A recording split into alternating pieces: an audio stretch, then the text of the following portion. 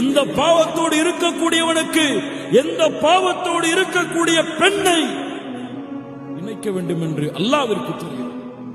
அல்லாஹ் அப்படி இணைப்பான். இது ஆணுக்கு.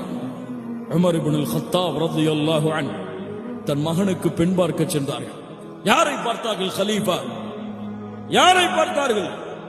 செல்வம் உள்ள பெண்ணையா? என் போன்ற ரோம பாரசீக அரசர்களின் மகளையா? இரவிலே உலா வந்தார்கள். ஒரு பால் விற்கக்கூடிய ஒரு பெண் உடைய வீட்டை அடைந்த பொழுது தாயும் மகளும் பேசிக் கொள்கிறார். தாய் சொன்னார்கள், மகளே, காலை விடிய போகிறது, பாலிலே தண்ணீரை கலந்து விடு.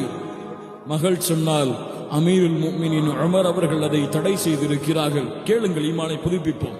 தெரிஞ்ச சம்பவம் தான். அமீருல் முஃமினீன் யார்? யார்? உமர் ரலியல்லாஹு அன்ஹு தடை செய்திருக்கிறார்கள். தாய் சொன்னார்கள், அமீருல் முஃமினீன் உமர் உங்களோடா எம்மோடா இருக்கிறார், களப்பாலை தண்ணீரிலே.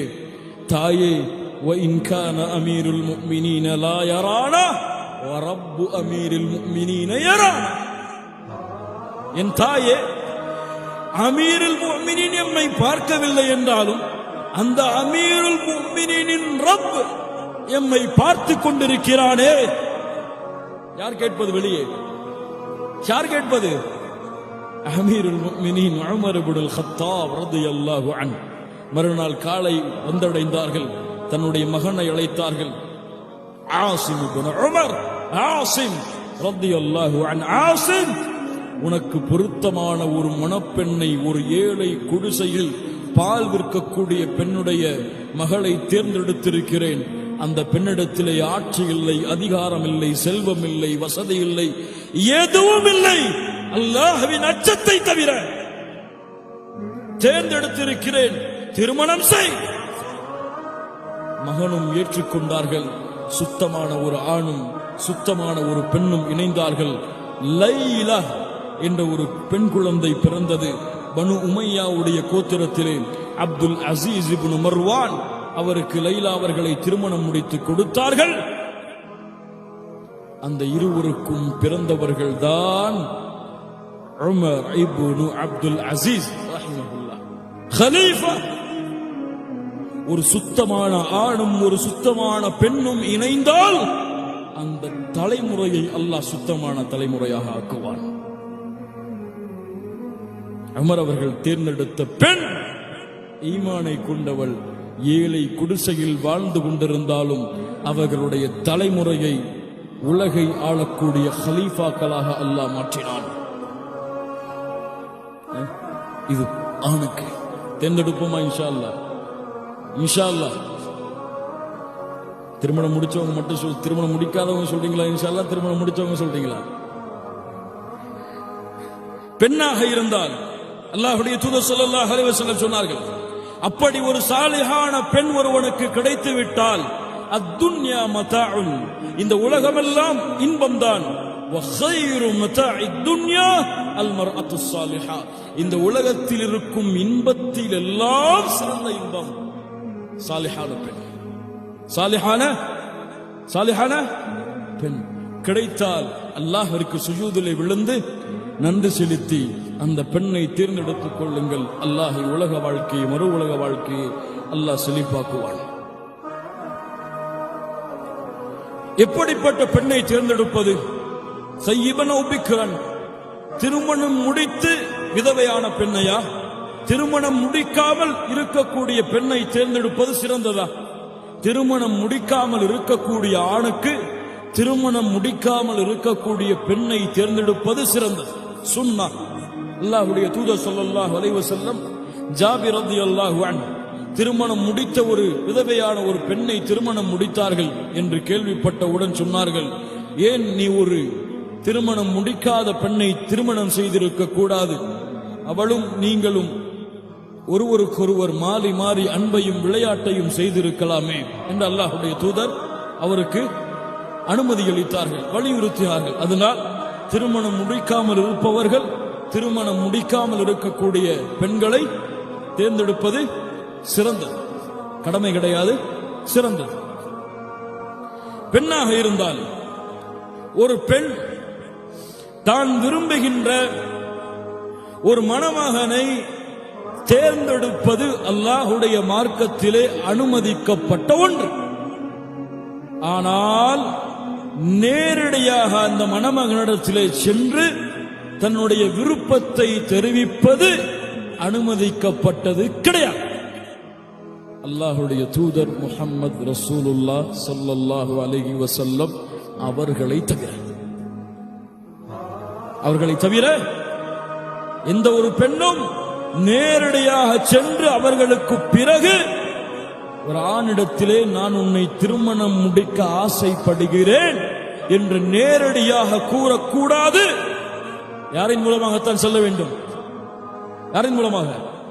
அந்த பெண்ணுடைய வழியின் மூலமாக, தன் பெற்றோர்கள் உறவினர்களின் மூலமாகத்தான் அந்த பெண் அந்த விருப்பத்தை தெரிவிக்க வேண்டும். அல்லாஹ்வுடைய தூதர் ஸல்லல்லாஹு அலைஹி வஸல்லம் அதை தெளிவாக சொன்னார்கள். இதா خطب இலைக்கும், கொஞ்சம் கேளுங்கள், இதா خطب இலைக்கும் மன் தர்தவுன தீனஹு வ குலுகஹு ஃபஸவ்விஜூஹு. குடும்பம் குணமுள்ள மார்க்கம் முழுமையான ஒருவர் உங்களுடைய பெண்ணை பெண் கேட்டு வந்தால் ஃபஸவ்விஜூஹு, உங்களுடைய பெண்ணை அவருக்கு திருமணம் முடித்துக் கொடுங்கள்.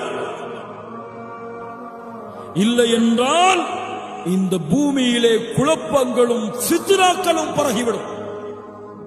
அது மிகப்பெரிய ஃபித்னாவாக, சோதனையாக மாறிவிடும். குடும்பமுள்ள குணமுள்ள மார்க்கமுள்ள ஒரு ஆண் உங்களுடைய பெண்ணை கேட்டு வேறொரு காரணத்திற்காக அந்த மணமகனை நீங்கள் மறுத்தால் மிகப்பெரிய சோதனைகளும் குழப்பங்களும் ஏற்பட்டுவிடும். இன்னைக்கு தாடி வச்சாலாம் பொண்ணே கிடையாது. இன்னைக்கு தாடி வச்சாலாம் பொண்ணே கிடையாது. மார்க்கத் பணியை ஏதோ செய்வார். அவர் அந்த தீவிரவாத குழுவோடு இருப்பார்னு சந்தேகமா இருக்கு. அவருக்கு நம்ம பொண்ணை கட்டி கொடுக்க முடியாதுமா. அவரை பார்த்தா இந்த வயசுலயே 20 வயசுலயே 23 வயசுலயே தாடிலாம் வச்சுட்டு கரண்டைக்கு மேல பிச்சைக்கார மாதிரி, அல்லாஹ் பாதுகாப்பாடாக இந்த வார்த்தைகளை எல்லாம், கரண்டைக்கு மேல ஃபேண்டை உடுத்துட்டு போறாரு. இவருக்கெல்லாம் போய் பொண்ணை கொடுத்தா இவரு பயானு மார்க்க பணி சொல்லி பொண்ணை கெடுத்து விடுவாரு. அதனால இவருக்கெல்லாம் போய் பொண்ணை கொடுக்க கூடாது. இல்ல மாஷா அல்லாஹ், அல்லாஹ் பாதுகாத்த பெற்றோர்களை தவிர. சஹாபாக்களிடத்திலே தங்களுடைய மகளை யாராவது பெண் கேட்டு வந்தால் செல்வத்தையெல்லாம் பார்க்கவே மாட்டாங்க. ஏன்? வசதி இல்லாமல் திருமணம் முடித்தால் அல்லாஹ் அவரை செல்வந்தவனாக ஆக்குவான். அல்லாஹ்வுடைய உறுதி அது. கற்பை பாதுகாப்பதற்காக திருமணம் முடித்தால் அல்லாஹ் அவருக்கு உதவி செய்வான். அதனால் அந்த பெண்ணை திருமணம் முடித்து கொடுப்பார்கள். மார்க்கத்தோட போய் அந்த பொண்ணை கேட்டீங்க, நல்லா ஷேவ் பண்ணிட்டு போய் நல்ல கோட் சூட்லாம் போட்டு ஐடி கம்பெனில வேலை பார்க்கறேன்னு போய் நில்லுங்க.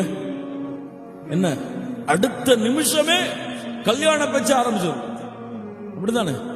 அதுவே இந்த மாதிரி ஒரு ட்ரெஸ்ஸை போட்டு போய் உங்க பொண்ணு எனக்கு திருமணம் முடிச்சு கொடுக்கலான்னு கொஞ்சம் கேளுங்க, என்ன ஆகும்? அல்லாஹ் ரப்புல் ஆலமீன் நம்முடைய சமூகத்தை பாதுகாப்பானாக. கண்ணியத்துக்குரியவர்களே, அல்லாஹ்வுடைய தூதர் ஸல்லல்லாஹு அலைஹி வஸல்லம் அதனால் தான் சொன்னார்கள், குணமுள்ள மார்க்கமுள்ள யாரையாவது உங்களுடைய பெண் பிள்ளை தேர்ந்தெடுத்தால் தேர்ந்தெடுத்த உரிமையின்படி அவளுக்கு நீங்கள் அந்த ஆணை திருமணம் செய்து கொடுங்கள். இல்லை என்றால் என்ன ஏற்படும்? குழப்பங்களும் ஃபித்னாக்களும் ஏற்பட்டுவிடும்.